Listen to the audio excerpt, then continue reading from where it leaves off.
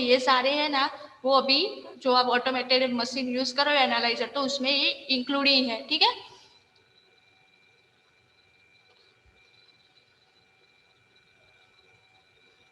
और newer analyser detect reticulocytes using a fluorescent RNA die.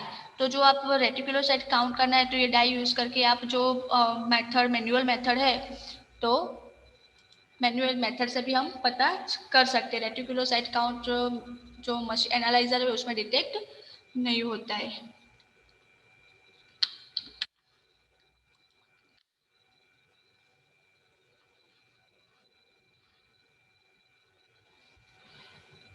अभी जो एनालाइजर तो आप यूज कर रहे हो, ठीक है, आप मैन्युअली से भी करते हो सब टेस्ट, लेकिन ये रेड सेल, ये ड्रॉ कौन कर रहा है स्क्रीन पे?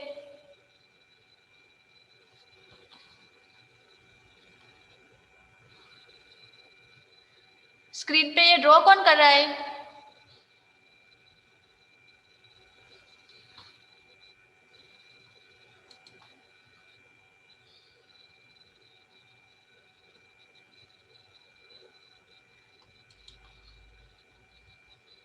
जिसने भी ये स्क्रीन पे ड्रॉ किया है वो रिमूव करो, तब तक सब बैठे रहो।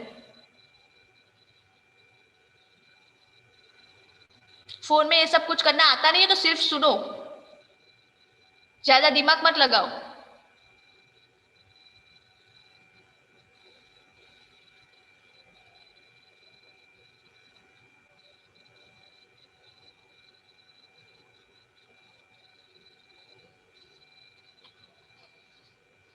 थोड़ा सेंस रखो अब।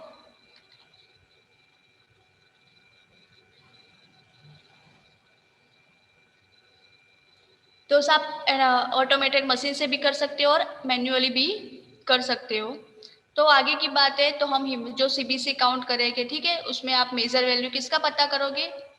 जो क्वांटिटेटिव वैल्यू है वो, तो आप उसमें से हिमेटोक्राइट है, डब्ल्यूबीसी, आरबीसी, जो हमारे 3 मेजर है, डब्ल्यूबीसी, आरबीसी और प्लेटलेट, और जो उसका वॉल्यूम के लिए दूसरे भी उसमें इंक्लूड किए गए हैं उसका।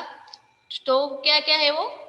हिमेटोक्राइट से एमसीएच, एमसीवी, तो वो सारे भी हम उसमें आइडेंटिफाई कर सकते हैं। तो हमारा एंटीकोएगुलेंट से प्रिपरेशन स्टार्ट होती है। आप सीबीसी काउंट करोगे तो आप मैन्युअली मेथड से भी कर सकते हो, देन आफ्टर एनालाइजर से भी कर सकते हो। उसमें आप क्या क्या मेजर करोगे, तो ये सब आगे हम आगे आगे आ भी गया है और सर ने भी अभी बोला है, तो एक बार फिर से एक रिपीट कर लेते हैं। तो आप जो रेड सेल इंडिसीज से, तो जो उसको क्या बोलते हैं, संख्या सूचक, मतलब जो सेल्स है उसको सूचक,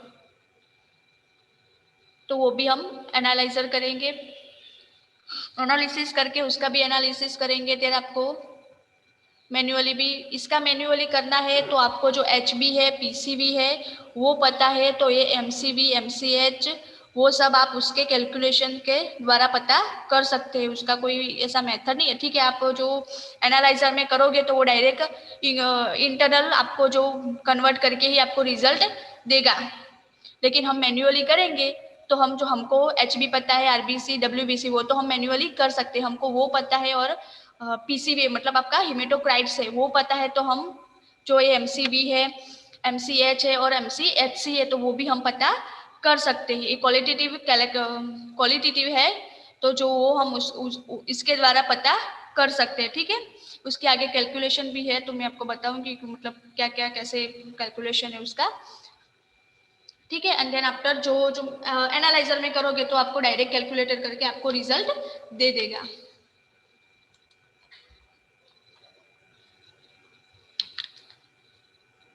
ठीक है। तो आपको जो ये भी है, तो HCS आप ये पता है आपको, तो जो MCV से आप ऐसे कॉन्सेंट्रेशन डाल के भी कर सकते हो, और एक इजी मेथड भी है, तो वो भी आपको मैं दूसरी स्लाइड में बताऊंगी। और ये सब आपने आगे देखा ही है, पैकेट सेल्स मीन्स पीसीबी, हिमेटोक्राइट उसको बोला जाता है, तो वो हम क्यों करते हैं? जो रेड सेल का वॉल्यूम है उसका रेशियो के लिए, ठीक है। HCH is proportions of volume of blood sample that are occupied by red blood cells.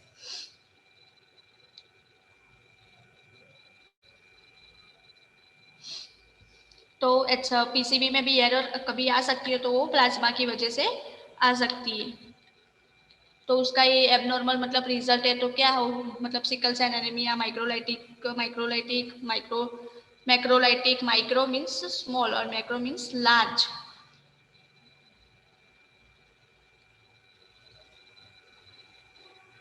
तो जो एनालाइजर है तो क्या बोलता है, not depending centrifugation technique, HCT बस instead calculated by direct measurement में आगे बोला ना, तो वो डायरेक्ट मतलब कोई उसमें सेंट्रीफ्यूगेशन जो एचसीटी आप काउंट करोगे तो वो एक सेंट्रीफ्यूगेशन मेथड है, मैं आगे बताऊंगी।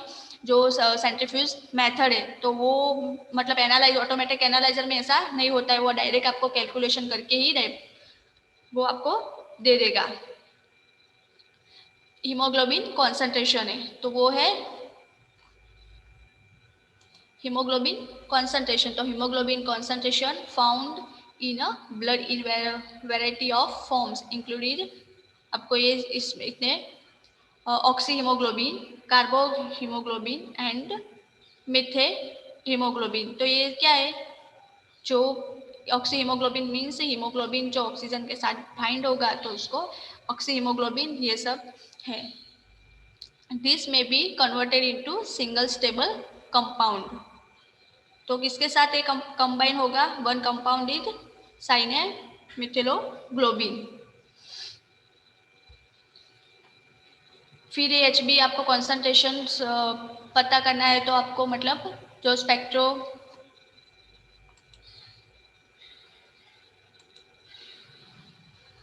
स्पेक्ट्रोमीटर आप बीएससी में भी पर आपको फोटोमीटर होगा, तो उसमें आपको वो जो डेंसिटी चेक करते होगे ना एंजाइम की, तो वो जो कलोरीमीटर्स है, स्पेक्ट्रो है, तो वो सब आप यूज करते हो। तो ये जो एब्जॉर्ब, तो वो क्या पता है, जो स्पेक्ट्रो आप यूज करते थे वो किसके लिए पता है, तो वो एब्जॉर्बेंस बताएगा आपका, मतलब जो आपका जो कलर होगा उसमें से जो यूवी लाइट पास होगी तो उसका जो एब्जॉर्बेंस है वो आपको बताएगा। वो जो मेजरमेंट है हम किस में लेते हैं, नैनोमीटर में है। तो एब्जॉर्बेंस विद द साइन, उसकी जो एब्जॉर्बेंस है तो मेजर्ड इन स्पेक्ट्रोफोटोमीटर, कितने नैनोमीटर में, 450, determine HB both in manual determination and automated haematology analyser. अभी कुछ एरर की बात है, तो जो हमें एचबी काउंट करना है तो एचबी के लिए जो रेड ब्लड सेल्स है वो हमारे ल्यूकोसाइट वो लाइस हो जाएंगे और एचबी आप डिटेक्ट कर पाओगे। जो हम मैन्युअली मेथड करते हैं तो उसमें क्या यूज करते हैं लाइसिस के लिए, HCl यूज करते हैं, तो HCl जो होगा वो एचबी के साथ बाउंड होके जो हमारा जो रेड सेल्स है वो क्या हो जाएगा, लाइस होके हमें एचबी का रिजल्ट मतलब जो हिमेटिन में कन्वर्ट होगा, और हिमेटिन में कन्वर्ट होगा तो क्या कौन सा कलर प्रोड्यूस होगा, ब्राउन कलर। आप मैन्युअली मेथड यहाँ पे प्रैक्टिकल में करोगे तब आपको ज्यादा पता चलेगा। तो वो आपको हाईलाइट होगा एचबी और वो आपको प्रॉपर रिजल्ट मिलेगा। जो भी ये ग्लूकोसाइड वो सब है तो उसकी वजह से आपको जो प्रॉपर उसका मतलब हाईलाइज नहीं हुआ कि, तो उसको मतलब लाइज करना मतलब उसको थोड़ा सा लो कर देना, उसकी जो कॉन्सेंट्रेशन है वो उसकी लो हो जाएगी तभी आपको एचबी प्रॉपर मिलेगा। रेड सेल काउंट है तो आप मैन्युअली मेथड से भी आप कर सकते हो और ऑटोमेटेड जो एनालाइजर है उसमें भी आप कर ही सकते हो। फिर मीन कॉर्पस्कुलर वॉल्यूम, तो वो आप फ्लैट फैम्टोमीटर में भी पता कर सकते हो। उसकी नॉर्मल वैल्यू हमने देखी थी आगे कितनी है, ये नॉर्मल वैल्यू जब जिसकी आप देख रहे हो तो एनालाइजर जो एनालाइजर है उसकी भी अलग अलग होगी, तो उसमें प्लस माइनस थोड़ा थोड़ा होगा ही, सिर्फ रेफरेंस रेंज ये नहीं होती। जब सब एनालाइजर की रेंज अलग अलग हो, डिफरेंट डिफरेंट एनालाइजर की डिफरेंट डिफरेंट रेंज भी होगी, वेरिएशन आएगा, मतलब रेंज तो ठीक है लेकिन उसमें वेरिएशन वहाँ पे आएगा। ठीक है, ये 90 है तो प्लस माइनस 8 फ्लैम्टोमीटर। तो ये मतलब उसका रेशियो एमसी भी आपको पता करना है तो आप कैसे कर पाओगे, जो एससीटी आपका हो तो उससे 1000 रेड सेल्स जब हो उसके साथ डिवाइड करके भी आप कर सकते हो।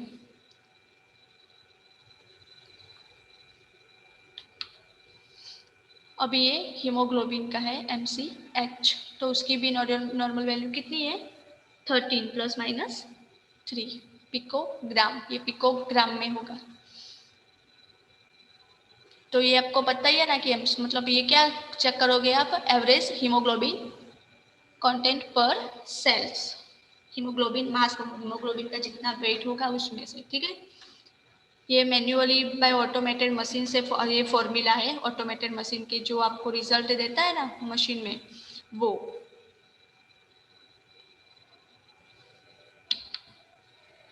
और ये कॉन्सेंट्रेशन है, तो कॉन्सेंट्रेशन का भी आप आगे देख ही लिया है, उसकी आप नॉर्मल वैल्यू देख लो। और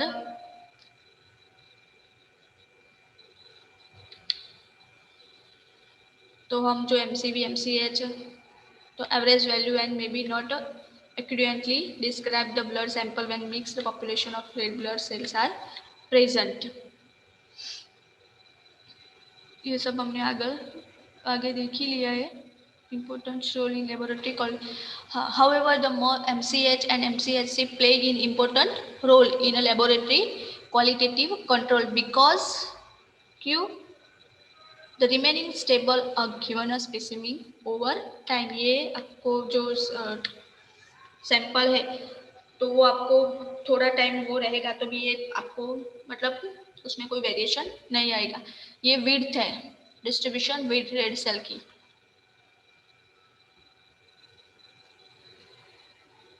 ठीक है, उसकी साइज पता कर सकते हो, तो उसकी भी ये नॉर्मल रेंज है, उससे भी आप पता कर सकते हो। और दूसरे कैलकुलेशन द्वारा भी आपको मतलब ये सब है तो कैलकुलेशन से ही हमें पता करना है, उसका मैन्युअली मेथड से हम नहीं करते। और एनालाइजर है तो वो आपको डायरेक्ट डिटेक्ट करके दे ही देगा।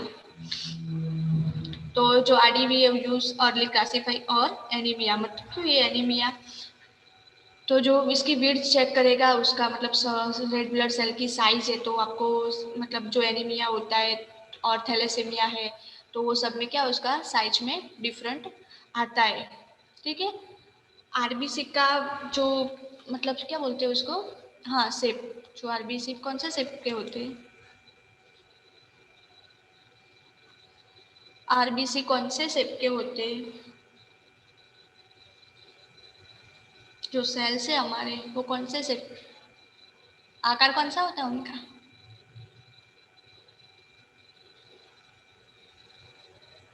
कोई बताओ।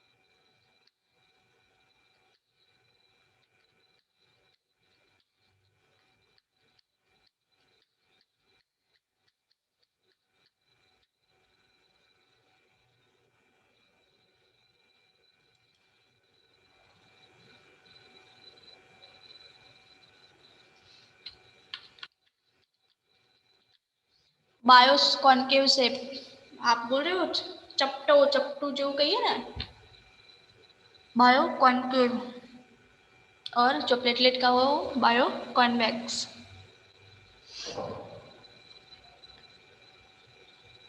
ठीक है, तो उसका शेप में जब चेंज होता है उसकी साइज में, तो आप एनीमिया थैलेसीमिया वो उससे आप वो आइडेंटिफाई कर सकते हो।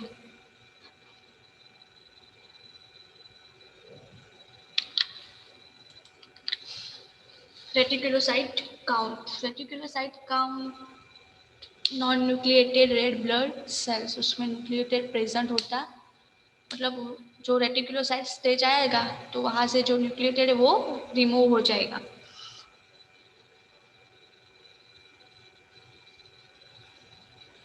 ठीक है, तो रेटिकुलोसाइट क्या है, इनमेच्योर आरबीसी है।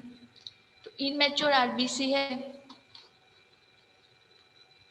जो हमारे पहले क्या होगा, जो हमारा इरिथ्रोपोइसिस स्टेज है, मैं आगे बोला था, तो आपका लास्ट स्टेज होगा रेटिकुलोसाइट्स। रेटिकुलोसाइट्स जो न्यूक्लियोटाइड रिमूव करके हमारे ब्लड स्ट्रीम में पहुंचेंगे। ब्लड स्ट्रीम में 2 दिन के बाद वो कौन में कन्वर्ट होंगे, आरबीसी में कन्वर्ट हो जाएंगे। ठीक है, लेकिन कई ऐसे रेटिकुलोसाइट से वो कन्वर्ट नहीं हो पाए, ऐसे ही ब्लड में स्ट्रीम में हो रहे, तो उसका ज़्यादा रेंज नहीं होता, 2 to 3% होता है।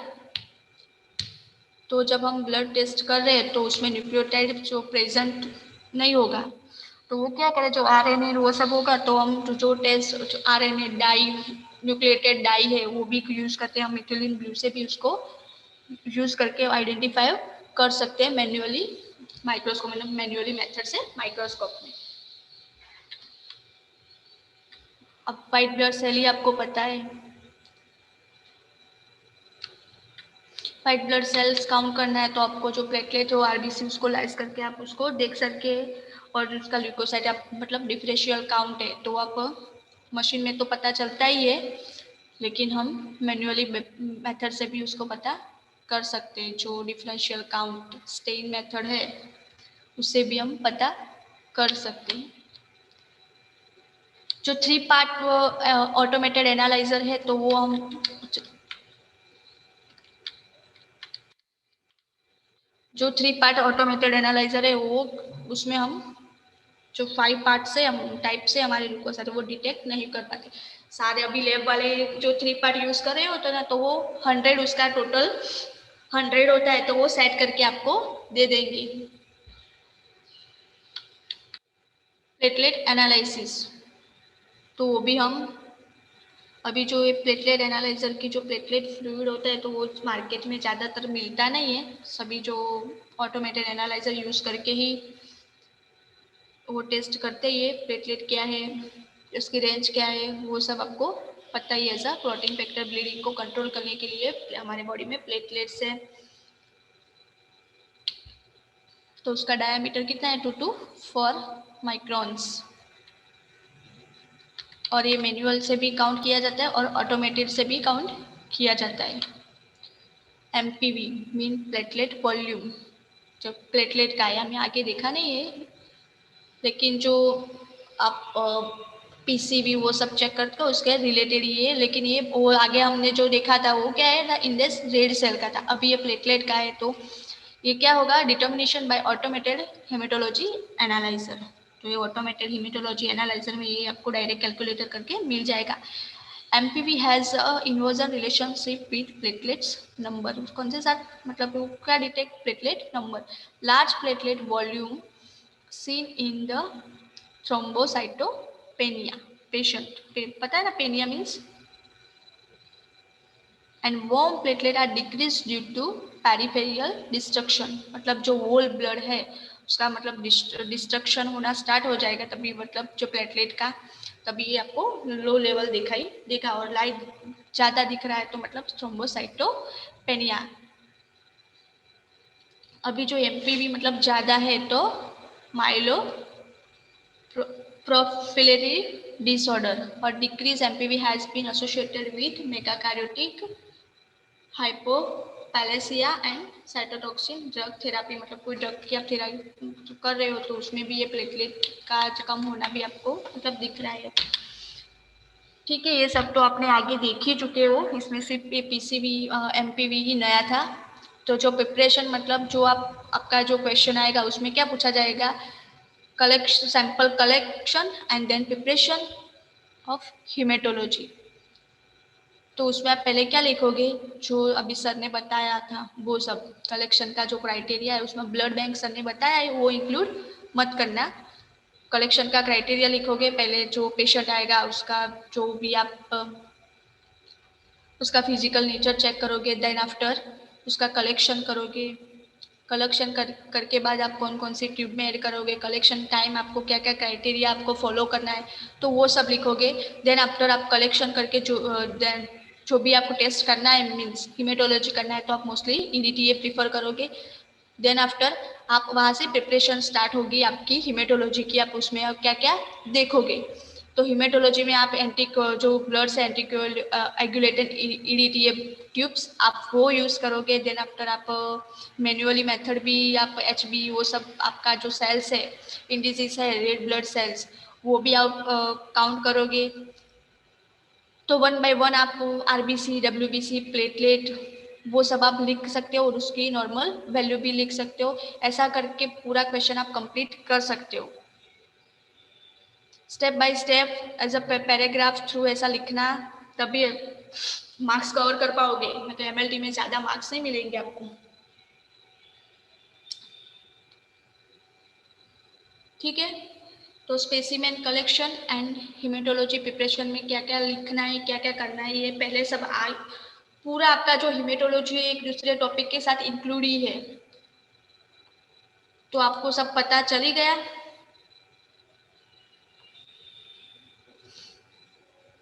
इसमें कोई क्वेरी हो कैसे लिखना है क्या करना है इस पे, और जो यहाँ पे जहाँ से जो टॉपिक हो रहा है तो आपको नोट्स में लिखना ही है।